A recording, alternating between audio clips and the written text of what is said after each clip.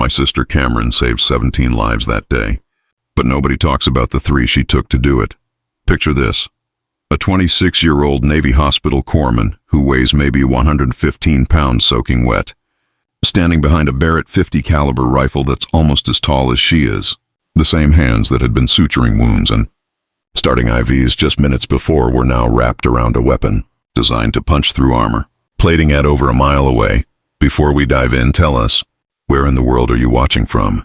If you enjoy stories like this, make sure to hit that subscribe button because tomorrow's episode is truly mind-blowing. Let's get started. Cameron had always been the gentle one in our family. Growing up in San Antonio, she was the kid who rescued injured birds and cried when she accidentally stepped on ants. While I was out playing football and getting into trouble, she was in her room studying anatomy books she'd checked out from the library, dreaming of becoming a doctor. She wanted to heal people, not hurt them. She enlisted in the Navy right out of high school, not because she wanted to be a warrior, but because they promised her the best medical training in the world. Hospital Corpsman School at Great Lakes Naval Station turned her into one of the finest combat medics the Navy had ever produced. She graduated at the top of her class, earned her Fleet Marine Force qualification, and could perform emergency surgery in conditions that would make civilian doctors quit medicine altogether. But none of that training prepared her for what happened on Forward Operating Base Sentinel in Afghanistan. None of it prepared her for the moment when Commander Wade Thornfield, a man who'd spent 20 years leading Navy SEALs through the most dangerous missions imaginable, looked at my quiet little sister and handed her a rifle that could drop a man at 1,500 yards. Thornfield wasn't the kind of officer who made impulsive decisions. Built like a linebacker with gray threading through his black hair, he'd earned his rank through 2 decades of calculated risks and split-second judgments that kept his teams alive. He spoke in measured tones, expected immediate compliance, and had never once in his career handed a precision rifle to a medic, until that Tuesday morning when everything changed. The weight of that Barrett rifle in Cameron's hands changed everything we thought we knew about my little sister. It changed what she thought she knew about herself. This is the story of the day a healer discovered that sometimes saving lives means taking them.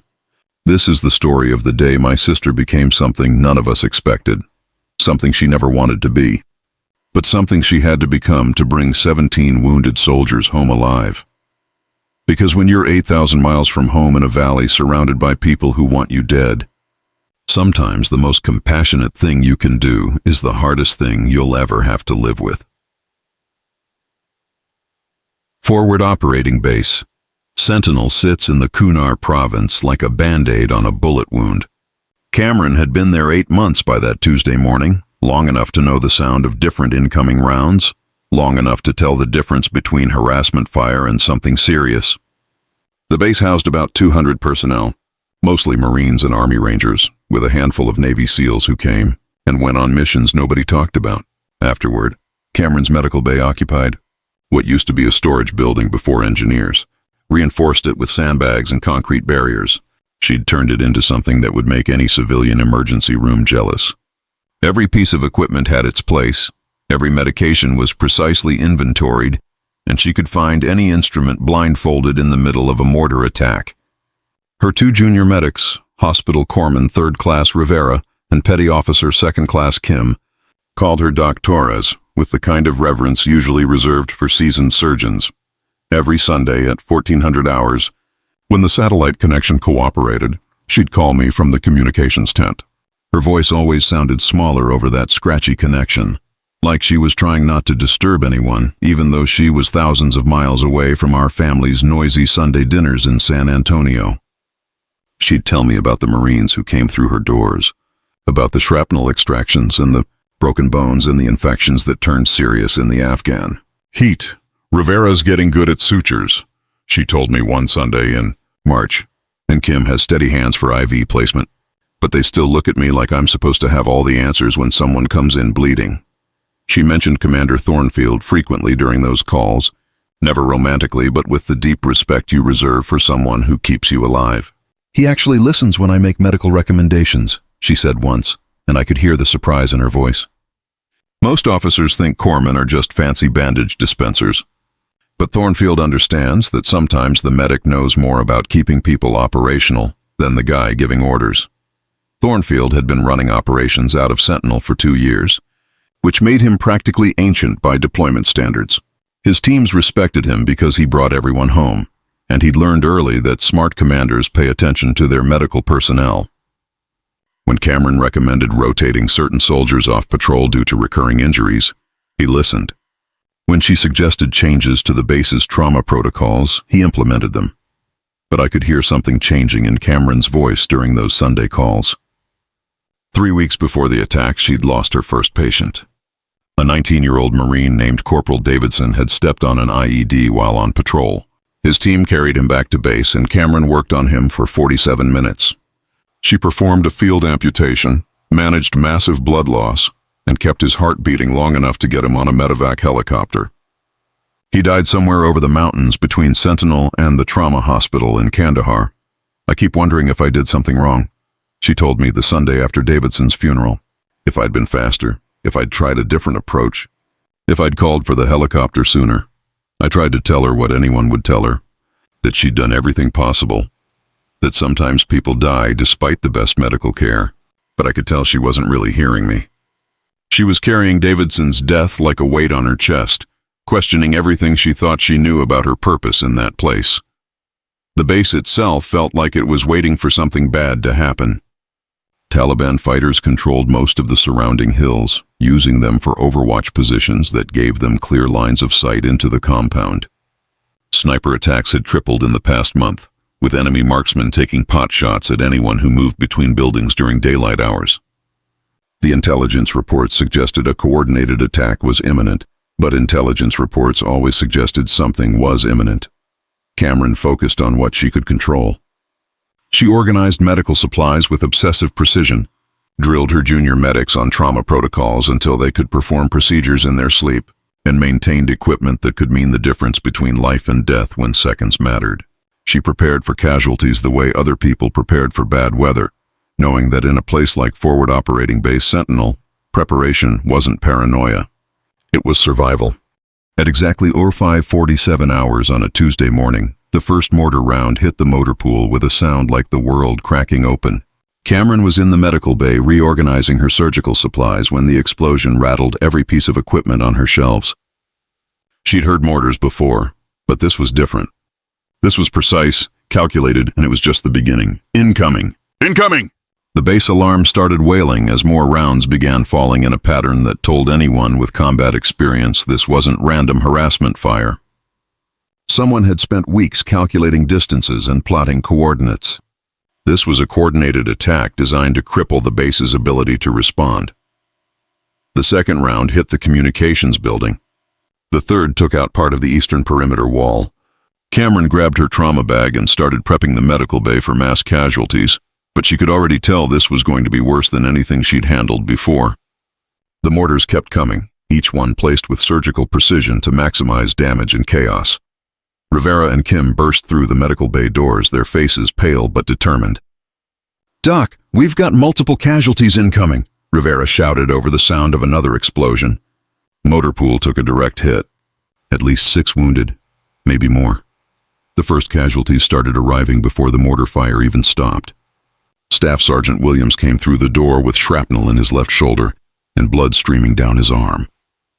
Behind him, 2 Marines carried Private First Class Johnson, barely 18 years old, with a sucking chest wound that was making a wet, horrible sound every time he tried to breathe. "Get Johnson on table 2, Cameron ordered, her training taking over despite the chaos outside. "Rivera, start an IV. Kim, prep the chest tube kit." Her hands moved with practiced efficiency, but she could feel the weight of responsibility settling on her shoulders like a lead blanket. These weren't practice dummies from medical school. These were kids who trusted her to keep them alive. More wounded kept coming. Martinez stumbled in with blood soaking through his uniform from a deep laceration across his abdomen. Corporal Thompson had taken shrapnel to both legs and couldn't walk. Each new casualty pushed her small medical team closer to being overwhelmed, and the attack wasn't even half over. Then Commander Thornfield burst through the medical bay doors, and Cameron knew something was seriously wrong. Blood was streaming down his left arm from a shrapnel wound, but his face carried the kind of focused intensity that meant he was dealing with something bigger than his own injury. "Torres, we've got a major problem," he said, his voice cutting through the noise of medical equipment and wounded soldiers. Henderson took one through the neck. He's alive, but he's our designated marksman. We've lost our overwatch capability. Cameron glanced up from Johnson's chest tube insertion. Sir, I need to stabilize Johnson's breathing, and Martinez needs immediate attention for possible internal bleeding. I can look at your arm in just a minute. That's not why I'm here, Thornfield said grimly. Taliban have a sniper in the Eastern Hills. Professional, probably military trained. He's picking off anyone who tries to move between buildings. We can't get reinforcements to the wounded, can't evacuate casualties, and we sure as hell can't mount any kind of counterattack while that bastard has us pinned down. As if to emphasize his point, the sharp crack of a high-powered rifle echoed across the base, followed by someone screaming for a medic, another casualty who couldn't make it to safety because of the sniper's position. Cameron felt her stomach drop as she realized what Thornfield was really saying. Every few minutes, that sniper was going to pick off another soldier. More wounded would pile up in exposed areas where her medical teams couldn't reach them. The attack wasn't just about the mortars. It was about trapping them, isolating the wounded, and systematically destroying their ability to help each other. Sir, how long until we get air support or backup? She asked, though she already suspected the answer. Minimum 30 minutes for close air support, maybe longer for ground reinforcements. We've got radio problems from the communications hit. Thornfield looked at Johnson struggling to breathe, at Martinez losing blood, at the other wounded soldiers filling up her medical bay. We can't hold this position for 30 minutes, not with that sniper keeping us pinned down. That's when he reached for the Barrett .50 caliber rifle he'd been carrying and looked at Cameron with an expression she'd never seen before. It wasn't the look of a commander giving orders. It was the look of a man about to ask someone to do something impossible. Torres, I need to know something, and I need you to be honest with me. How confident are you with long-range precision shooting? The Barrett .50 caliber rifle weighs 28 pounds loaded, but when Commander Thornfield placed it in Cameron's hands, it felt heavier than every piece of medical equipment she'd ever carried. The weapon was longer than she was tall, designed for killing at distances where the target looked like a speck through the scope. She'd qualified expert with it during training, but that was punching holes in paper targets on a calm day at a controlled range. This was different. This was about taking a human life to save 17 others. Expert qualification, sir, but I'm a medic, she said, the words coming out steadier than she felt inside. Thornfield's eyes moved from the rifle to Johnson, who was struggling to breathe despite the chest tube Cameron had just inserted. Then to Martinez, whose blood pressure was dropping despite 2 IV lines running wide open. Today you might need to be both. The weight of that statement hit her harder than the mortar explosion still echoing outside. She looked around her medical bay at the faces depending on her. Rivera was holding pressure on Thompson's leg wounds, his hands already soaked red. Kim was starting a 3rd IV on Martinez, her usually steady fingers shaking slightly as she worked. These weren't just patients anymore. They were her responsibility, her people, and that sniper was slowly picking off anyone who might help them survive. I need 60 seconds to stabilize Martinez's pressure. Then I can move, Cameron heard herself saying. Her voice sounded different, more authoritative than she'd ever heard it before. She was making a choice she never thought she'd have to make, crossing a line she never imagined she'd approach. She turned to Rivera and Kim, speaking rapidly but clearly. Rivera, keep direct pressure on Thompson's wounds. If the bleeding doesn't slow in the next 5 minutes, apply a tourniquet above the knee on his right leg. Kim, Martinez needs constant monitoring.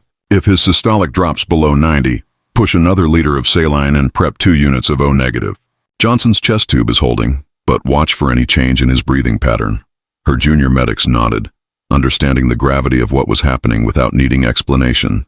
They'd trained for this scenario, but none of them had imagined their senior medic would be the one taking the long-range shot. Thornfield led her through the damaged base toward the eastern perimeter, both of them staying low and moving between cover points. The base looked like a war zone, which Cameron realized was exactly what it had become. Smoke rose from the motor pool, debris scattered across the main walkways, and she could see at least 3 more casualties lying in areas too exposed for anyone to reach safely.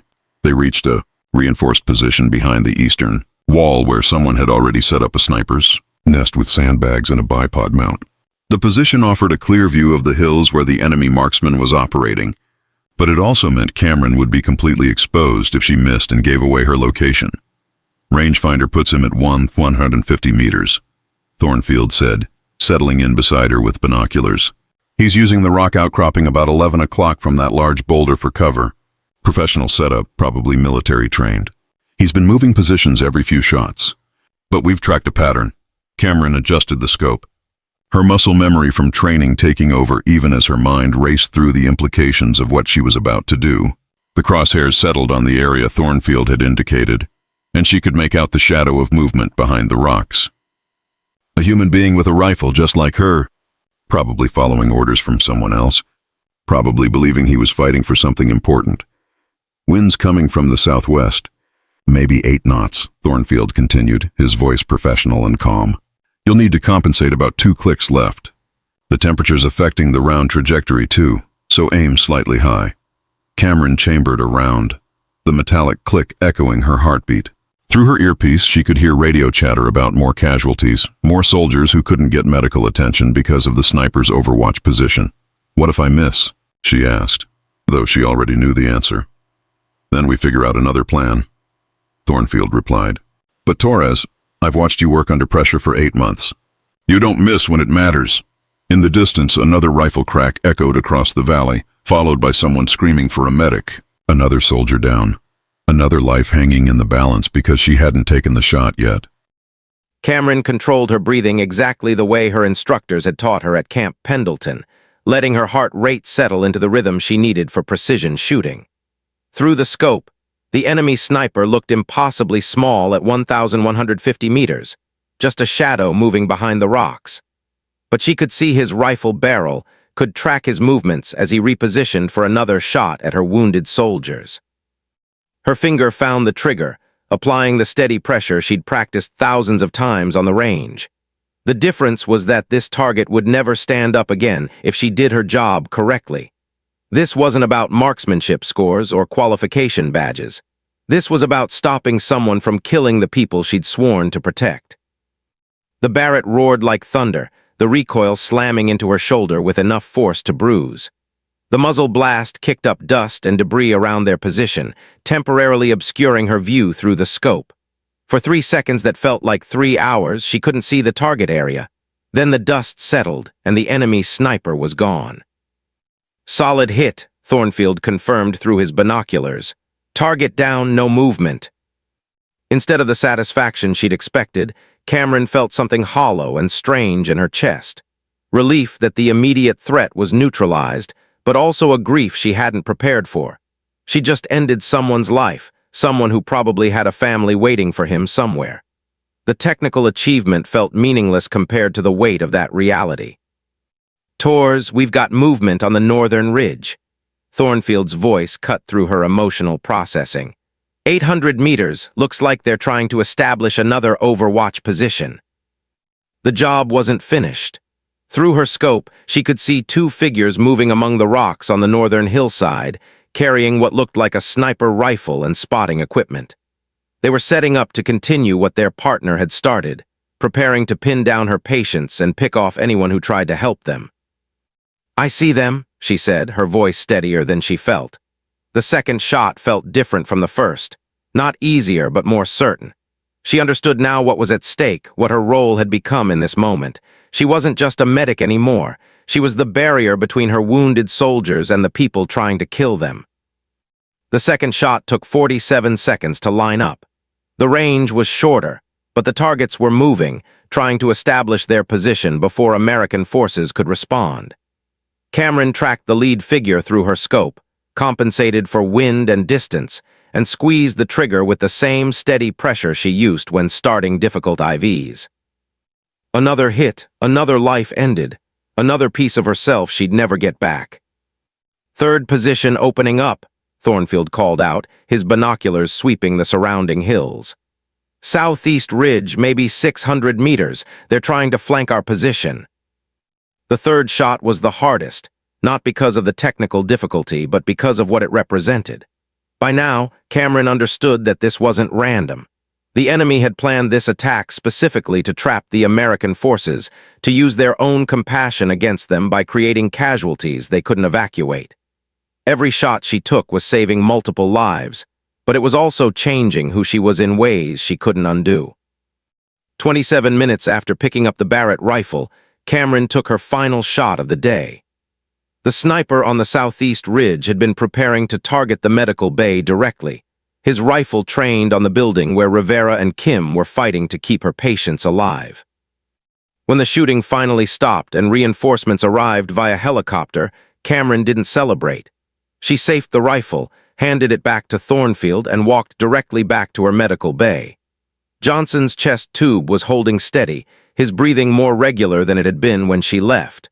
Martinez's blood pressure had stabilized, and Kim had managed to get him conscious and talking.